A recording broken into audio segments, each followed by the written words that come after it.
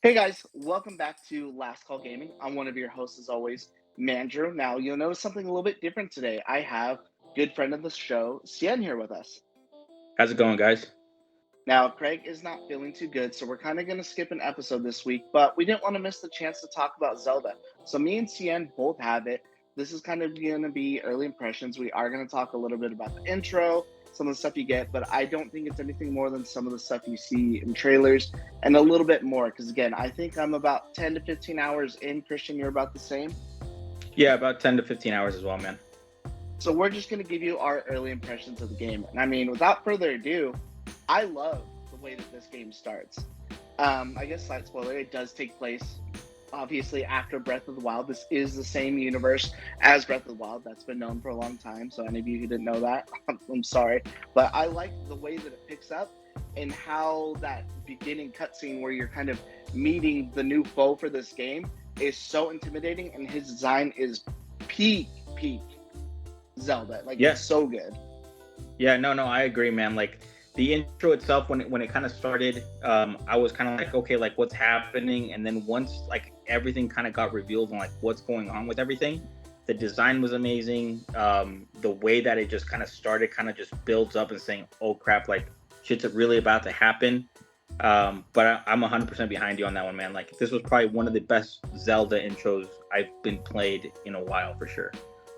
I also think it's a good game intro because there is always that conversation of when you build upon a sequel, how do you make your guy be like normal powered for the world without like, oh man, the typical I lost my powers. And I love the way that it's done for Link because it absolutely makes sense. I mean, we're not going to say what it is, but how do you feel about that? No, I thought it was very creative. I mean, to your point itself, there's times into where they certain sequels do that, and then they don't explain it fairly well, or you're like, well, that's kind of stupid, like the way that they did this. But the way that they kind of did this and kind of fell into line, okay, this is how he loses powers, and has to kind of start over again, was kind of brilliant, and I'm all for it for sure. I love that you brought that up as far as like being explained because it's not even just a problem at the start of the game, it's a problem throughout the whole game wherever you go, that there is the same thing that kind of sap your powers but in a different way, but almost make you feel just as if you were starting out. Yeah, and it kind of progresses with the story so far as well. Like, okay, like this happened to you. This is the reason why it happened to you. And it kind of just kind of follows in line into where it's not just something they're throwing in the back end. This is why it's happened, but it kind of just it's part of the story, which is pretty amazing too. So from here out, we are going to kind of be talking about where you end up going. Again, we didn't want to give spoilers for the intro, but anything else after this is stuff that's been seen in trailers. So again, take it for what you will, skip or whatever it is you want to do. So after you do the beginning section of the game, it actually starts you off in the Sky Islands, which I was actually very surprised about. I didn't think that was going to be something you do until later on. How did you Mhm. find traversing them? And you played Breath of the Wild. Do you think this for those who don't know, I actually didn't play Breath of the Wild. I'm just jumping straight into this. How do you think that this added to make it feel really different from the last Zelda? Yeah, I think that it kind of proves itself right away to you, because some of the things that some of the new aspects of the game and some of the new mechanics are thrown in right away into the game on what you should be doing to kind of get across to these other islands in the sky and stuff like that. So, um, the islands are amazing. I love the design on them. I love that every single one of them is different and it doesn't really correspond to what is underneath in Hyrule, in the town of Hyrule or whatever, in the land of Hyrule. But I just like the way that out of the very start they kind of start, okay, this is what you have to do. You have to be creative in your own mind on how you're going to be traversing into these islands for sure. So that was pretty cool for sure. I do like that you mentioned that. I think that was kind of my favorite thing is it feels like each one is very different because even though some of them kind of look a little bit the same at first, you kind of realize, oh man, this one's got a big lake. And I was surprised to find that you'll be in another spot that is frozen over. And so you'll end up Mhm. having to like cook something or find some gear so that way you can actually make it through without freezing to death. I was like, oh, that's pretty cool because I wouldn't expect that up here. I thought that was going to be, a down below sort of thing. Yeah, and just being more creative. I think Breath of the Wild kind of tip the iceberg on that, on how to be creative and how to combine certain things or cook certain things to do it. And then this one kind of just puts you in the spot. It's like, okay, what are you going to do to get over this little small obstacle right away? And it kind of leaves it up to you on what you should be doing, but also kind of gives you that freedom, like, okay, like, what do you want to do? So So I think we're gonna go and jump into this next part here because this plays in the Skyline Islands and like you were saying, how you traverse them, and that's your powers that you get. Now we've seen the mhm, multiple ones from the trailers. We're kind of gonna go over them here. You find them at shrines that are on these islands, but you have to figure out how to get there first without these powers, which is kind of a little bit of a challenge. I do find myself having to like think a lot about a lot of these puzzles, like, and sometimes even creating the wrong solution will get you through, I'm finding. And I'm like, okay, as long as you're willing to open up your mind, doesn't maybe have to be exactly what they think, but it is going to help you traverse. yeah. And I think honestly that was like, I kind of mentioned a little bit earlier. I think they did that on purpose, right? They want everyone to kind of, I feel like they want everyone to use their mind about something. They kind of give you a blueprint. Okay, hey, this is what you should probably be doing, but kind of let your mind free and do it the way you want to, and see if it works out for you. If it doesn't, well, you can kind of just restart and redo it all over again. But into your point, like, everything is so different in these islands that you can kind of go across in the very beginning, where you just kind of open up your mind and just start doing things, and whatever works for you, and you just keep on kind of processing through it. I do want to say I like that you kind of get these powers early on in the game, so you're getting used to them and using them a lot throughout. Instead of being, you get one here, you get one a quarter of the way, then one halfway, then one towards the end, and you Mhm. don't end up really using it a lot. I mean, we can start with the first one. I think these are kind of the bread and butter. I honestly thought it was going to be something that I hated. I know when we were watching it, I was kind of talking badly about it. I'm like, I don't know if I'm really feeling this.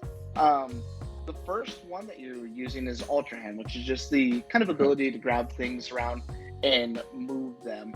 So I actually really, I mean, you use this thing all the time. I think it actually feels really good to use. I think the only thing that's a little difficult about it sometimes is just when you rotate something to maybe get it to Mhm. like that perfect 90-degree angle that you're wanting. But other than that, I think it feels like the way they do it in the game, it feels really, really good to control. Yeah, I completely agree. They kind of put a spin on the original ability that they had in Breath of the Wild, where you grab things with that, iPad or whatever it is, the Ishika pad, and then you just be able to move objects. So they're like, okay, what can we do with the exact same thing, but make it different to where now you can attach it and create anything that you really want to. But yeah, I completely agree. It feels really good. It does the job on a lot of different things.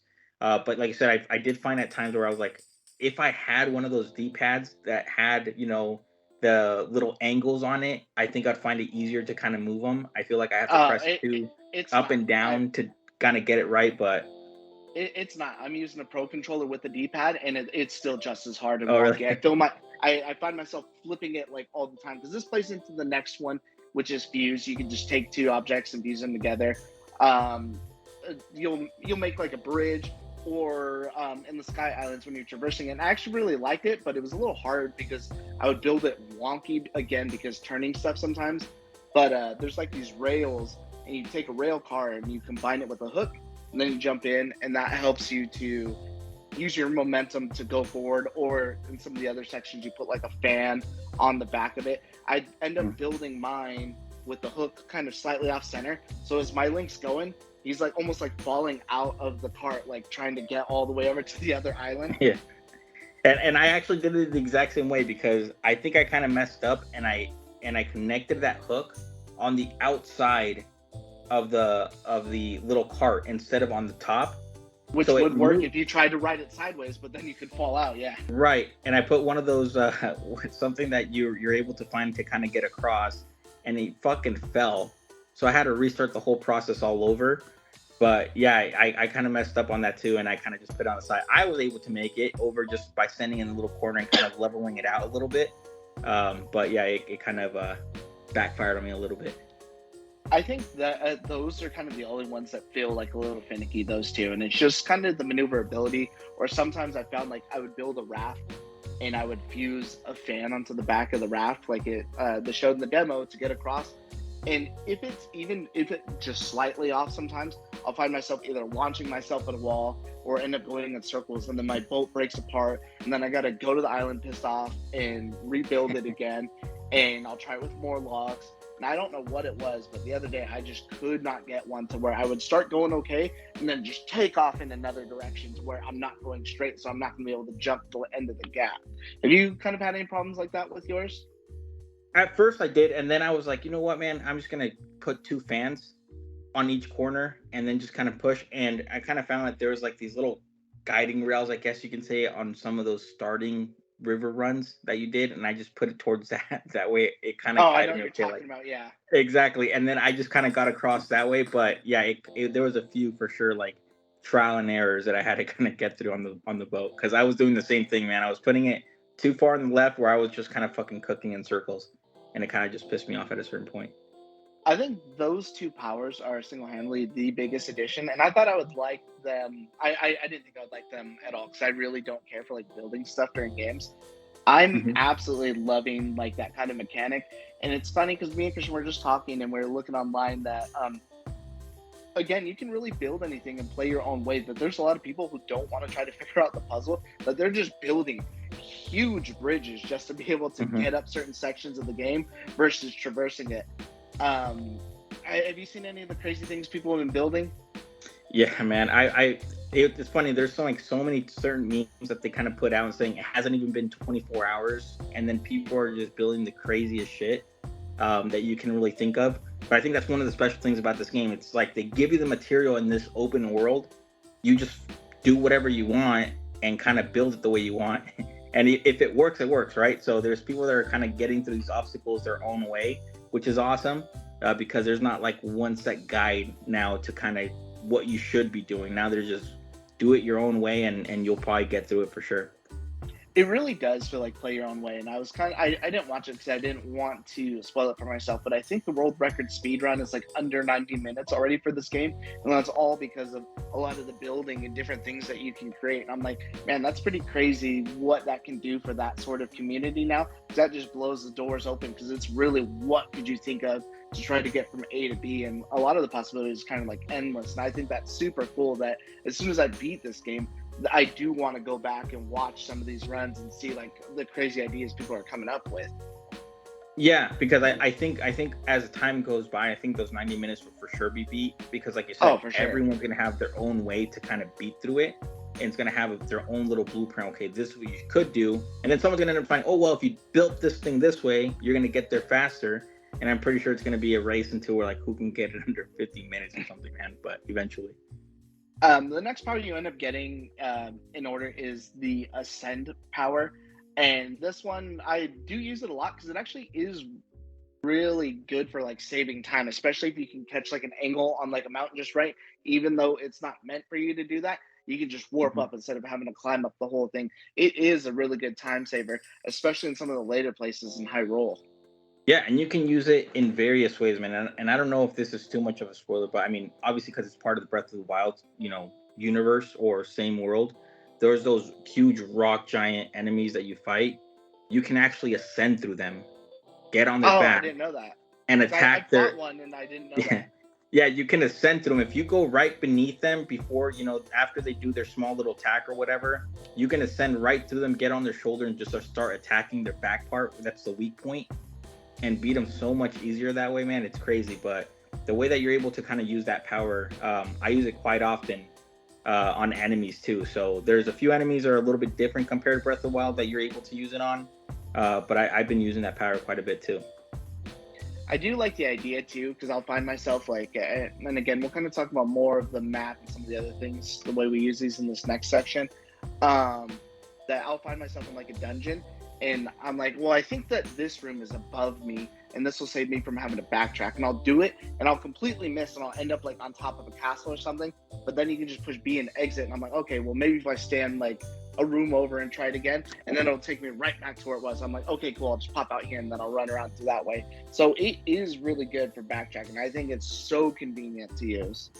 Yeah, for Um, sure. I think the final one, I've only used it once, and it was just for the shrine where you get the power is the recall. I don't know if you've used this one a lot more. I just used it the one time, so I can't really speak to it. I mean, it seems like it's a cool feature. There's a couple areas I want to try it at, but again, I haven't really done too much with it. Yeah, it's a fun feature, and I think they showed it in one of the showcases or trailers. Kind of like I know it's how you gameplay. get up to the sky island off the rock. Yeah, Fall out of the sky. Yeah. that's one aspect, man. But again, it's crazy how people's minds work sometimes on this stuff and what they use it for. I've seen people use it as a weapon. They'll grab a big ass boulder, they'll twirl it around when an enemy's coming, and they'll recall it, and it'll start going back in those twirling motions that you did it, and it will hit those enemies in that motion and just completely wreck them. So it can be used as a weapon too, it seems. And I've yet to try. I do want to try it and see if it works for me the same way. But yeah, man, people have been just using it as a weapon too, kind of twirling it around, dropping it, and then just recalling it, and then it just kind of just wrecks havoc, man. So I think that's another fun ability to use. That's pretty funny. And again, these abilities really do like open up the world for what you can do. I think that is the biggest thing for this game. Is just you just do it your own way, and as long as you're kind of right, it is right. It doesn't have to be like an exact science. But after you finish the kind of beginning areas, which is just the Sky Islands, you do this gorgeous dive, and then it shows you the world of Hyrule. And it's beautiful jumping off that thing when you go down there and just seeing how huge it is. Now, I didn't play the last one, so I don't know if it's any bigger or if that's about as big as it was. But I'm like, man, this place is massive. Yeah, no, and it's I think they added a few things, if I'm not mistaken, maybe like in the corners, or they extended, east and west or north and south or whatever. But it's the same map, but it seems like it just seems so much bigger, and I don't know if it's because of, I'm pretty sure they added more villages or more towns into it, because when you're diving down and you're actually seeing it from up above, I was looking at it, I was like, dude, this looks exactly the same as Breath of the Wild, but so much bigger for some reason that I couldn't like pinpoint. But I think you put it on the nail, man. It just looks so gorgeous, man. Like just watching it fall down, it was amazing. Well, I'll kind of set the stage for this then. So me and Christian both, I believe, are at the same part of the story. You do the beginning, you come down to Hyrule. You're kind of talking to the guards and your, own little team, because they're kind of at like a little safe haven. And then after you do some stuff, they give you like a paraglider, and then it kind of just highlights. I don't know if this is in the last one, so I do kind of like it. Is that it shows you where to go on the map. You can do it in any order. There's 4 kind of golden points, and then that's it. It doesn't tell you anything else. You kind of just go. And I know it was a complaint of the last one that the world felt pretty empty. But as far, again, me and Christian both just did this part of the story, and then we just started adventuring in the world. We didn't actually go towards the objective. I instantly went towards Hyrule Castle and everywhere else just to start investigating. I'm running into a lot of people, and even if it's just like a small little like caravan or something like that, I'm like, oh, you know what? I don't know what people's complaints are, and maybe this one's different, but I feel like this does feel like a lot more lived in. It definitely feels like it's ravaged, which it is, but it definitely makes sense for these people to be out here on a caravan moving from place to place, or, you'll find like a group of tents and people just set up like a little gypsy camp or something like that. How would you compare that to the last one? Because I know that was a big complaint, is that people felt like the people that you run into are few and far between in this huge world. Yeah, and I think I mentioned a little bit earlier, it looks bigger, and I don't know if it's because of the extra AI characters that they added, or towns or villages or whatever you want to call them, but it just looks bigger because it looks fuller too. Like you're kind of going, and it seems like I'm not running 5 minutes and it's just open land, and there's nothing besides a few foxes or whatever to kind of pass through. There's actually like people either running, there's small little side missions that you can do. I feel like there's more caves in this and dungeons than there was in the other one, because I feel like I'm running in through them more than I did in Breath of the Wild. So it just feels a lot fuller, and I can kind of tell when you're kind of just running through and you're like, okay, I see this in the corner, I'm going to go ahead and do this. Or, oh, there's this, stable over here, I'm going to go over to do this, and there's a side mission. And it just feels like I'm getting busier, because I've had a mindset like, as soon as I fell from the Sky Islands, I'm like, okay, I'm going to go do this, and this. I pinpointed them. I'm not even done with that, and I'm still like 10 hours after that point, and I'm Because still you're just doing some hitting other side everything in shit. between. I do Exactly. find that a lot. And between A and B, I'm finding C, D, E, and F to do along the way. That I'm Hmm. completely forgetting about B because I'm getting lost. One of the first things I did, and something I like on there as a way to like travel and get around too, is you're supposed to set up this tower, and it launches you in the air. And pretty much the purposes of it is you take your little Pure pad and it kind of maps out the zone for you. It doesn't show you like, oh, here's cave or mark everything else out for you, but you can see a lot of stuff in the air, but it just Hmm. it highlights the map for you. And I feel like that's a good way to travel. But from that first one, what I did was I went straight to the end game area, which was Hyrule Castle. And so I'm skulking around in this area trying to find all these overpowered weapons, and then again using these fuse abilities to kind of try to make them even stronger, just so okay, I'm gonna stock up and then maybe try to just power through the story. But then I'm like, okay, now I'm talking to this guy, now I'm talking to this guy, but now I'm doing this over here, but then I ran into this guy, so I'll finish his on the back burn on my way back, because now I'm going to the north side of the map that I'm just getting lost. Because originally, like I said, again, because we do the channel, I generally try to beat a lot of things as fast as I can. I'm just getting lost in this, and I'm loving it. Yeah, and I was the exact same way. As soon as I unlocked that first tower, one of the first things I was like in my head, I'm like, well, I want to see. I used to do this run in Breath of the Wild every red moon. It would reset, so I would be able to do this small little run I saw on YouTube a long time ago, where you're able to get like these high end bow and arrows, these high end swords, these high end shields, and all Early in this the stuff. game. Exactly. And I was like, I'm gonna do this run because it's practically the same thing, and I'm just gonna see like what it does or if there's anything.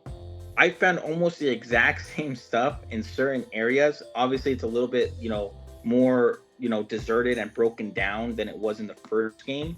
But they're right there, or they're in that general area where it's like, dude, I just found a strong shield that I found in Breath of the Wild, and it's right here in this game too. So I thought that was amazing too. It kind of, puts me into like, okay, I have these strong weapons, and every red moon, if they break, I can just come back and do it again.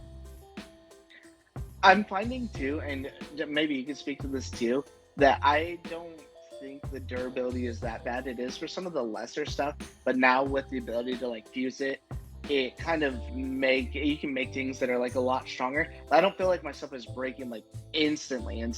It is a little inconvenient, but I think with the amount of stuff that is available to you, it makes sense. Because otherwise, I would just be hoarding all these things and like never give them up, and then it would almost feel like, I think the only way you can even possibly try to make that better if you didn't have them breaking would be like maybe like Destiny style, where some of them have certain effects, or instead of 10 damage, this one does 20 damage or something like that. So I think it makes sense now for what they did. Again, I kind of didn't like it before, but maybe because I didn't understand it and I went in with this preconceived notion. I mean, you can speak to it and let me know if it's as bad as the first one or if you feel that it's better. No, yeah, and I think you kind of hit it in the nail, because I have noticed that into where like the higher end stuff tends to kind of be a little bit more durable. I haven't gone to the point, but I think there's a way where you're able to restore them, if they're getting to the point where it's getting broken. But this was part Yeah, of the there's like a first game too. Goron that does that somewhere for you. Okay, yeah. So before it was something different, you had to pay for it. But if it's a Goron and it's free, doing I it don't that way, by all I don't means. remember if it's free. I ran into them, but I didn't have anything that was like messed up. So I'm like, okay, like I'll just remember to come back here. Yeah, but I mean, I think they'll find a way, like you said, if it's that the way to kind of fix certain things, and awesome, you'll have a set that you want to kind of keep. But I already started keeping. Okay, this is my sword to break certain things that I've kind of fused with a boulder. This is something that I'll use like out in the field. Like I kind of already have my set things, and if they break, I kind of set in the map. This is where I got this weapon. This is where I will come back and take care of it. But I think it's a little bit better for sure since the last game.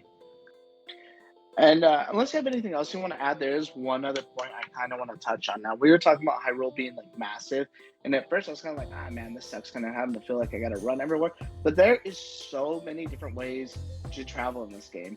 I haven't built like the car or anything like that, but obviously there's horses, flying, especially now because you can launch yourself, and those things end up being warp points. But I liked towards the beginning when you're going through the Sky Islands. They're called the Zonai, the people that like ascended from the heavens before. There's like a weird bird-shaped, like it's flat, almost like a kite, but it's made Like out a of, glider? I don't know, like wood or something. Yeah, like a glider. And you use your hand thing to put it onto something, and then it slides off while you're on it like a sled, and then it launches, and then it just flies for a really long time. Yeah. And I thought that was so cool because at first I'm just standing in the middle because I'm not even thinking about anything. I'm like, okay, cool, it's taking me right, but I want to go explore here. I didn't think that I could control this thing, so I just jumped and tried to do whatever. But the second time I did it, I stood on the wrong part, and I'm like, why am I not going straight? And I realized I'm standing on the right wing, so now my thing's veering off towards the right, and then if I go left, you can control it, or even if you think you're not going to make something, stand on the back part of it to give it like a little swoosh for more. But then you can take it a step further and fuse a fan to the back of it to give you even more of that like extra oomph. Yeah, and actually, it's funny because I actually jumped on one of those things too in the very beginning just to see. It was so much fun, man, just kind of gliding through the sky on that thing. It was a few trial and errors for me, obviously, like me falling off, thinking, okay, Oh this is yeah, how you I control did it, the same thing. Yeah, and it kind the of just first like one I put on a thing, I didn't know what was going to happen. I thought you were going to have to build something, and so it just took off without me. yeah. So it's fun, man. Again, there's so much stuff, even in the very beginning of the game, that you can do before you even go down and do the other stuff. Where for me, it took me almost like 5 hours to even complete the first part, just because how much exploring I did in those first few, Sky Islands. But yeah, that's for sure one of the things I kind of want to revisit and just do just for fun. Yeah, and I think it opens up even more too once you get like the paraglider, especially too because you can abuse like stamina elixirs while you're in the air and literally like fly across the map if Yep. you want to, as long as you have enough. Like literally, the way to travel, the possibilities are like endless. It's so good, and I think I will kind of end it with our overall so far thoughts. I'd be remiss not to say that I know people give a lot of games shit, especially Redfall just came out too and definitely got slaughtered. This game's not like 4K. It's I think like 1080, 30, but it does run at like less than 30 sometimes. I'm not like a snob for that sort of stuff.